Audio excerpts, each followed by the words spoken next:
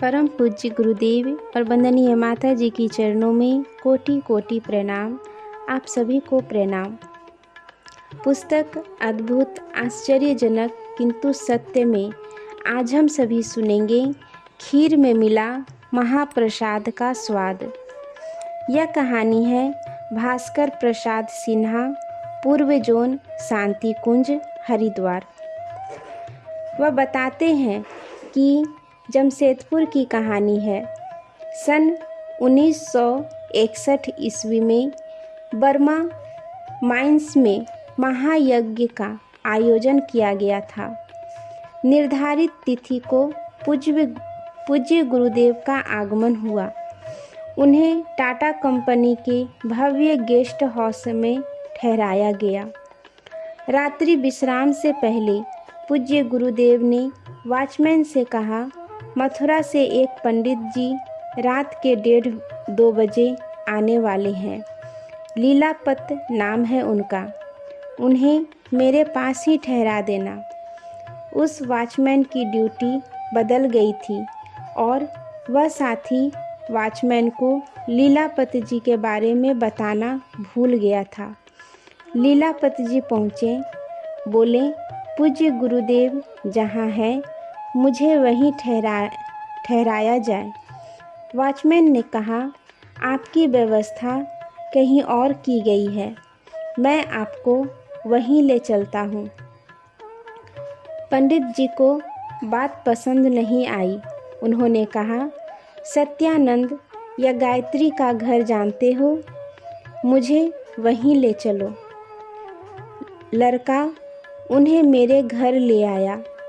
लीलापत जी के घर पर आने से हमारी खुशी का ठिकाना नहीं रहा। आनन फानन में उनके विश्राम की व्यवस्था की गई। लीलापत जी बिस्तर पर लेटे ही थे कि एक बार फिर दरवाज़ा खटखटाया गया। दरवाज़ा खोलते ही मैंने देखा सामने पूज्य गुरुदेव खड़े हैं, एक हाथ में लोहे की पेटी लेकर। साथ में एक लड़का सिर पर बेडिंग लिए खड़ा था। एक एक घर के सभी लोग दरवाजे पर आ गए। हम सब की हालत ठीक वैसी ही थी जैसे भगवान श्री कृष्ण के पहुँचने पर विदुर की हुई होगी। हमने सपने में भी कल्पना नहीं की थी कि पूज्य गुरुदेव के चरण हमारे घर पर पड़ेंगे। गायत्री दीदी तो इतना विभोर हो गई थी कि उनकी आंखों से आंसू निकल पड़े। उन्होंने कहा, हमारे घर का तो कोना कोना अब पवित्र है गुरुदेव, आप यहाँ कैसे आ गए? दीदी की बात सुनकर गुरुदेव मुस्कुराते हुए अंदर आए। एक एक कर हर कमरे में जाकर बैठे और बोलते गए, लो तुम्हारा घर पवित्र हो गया।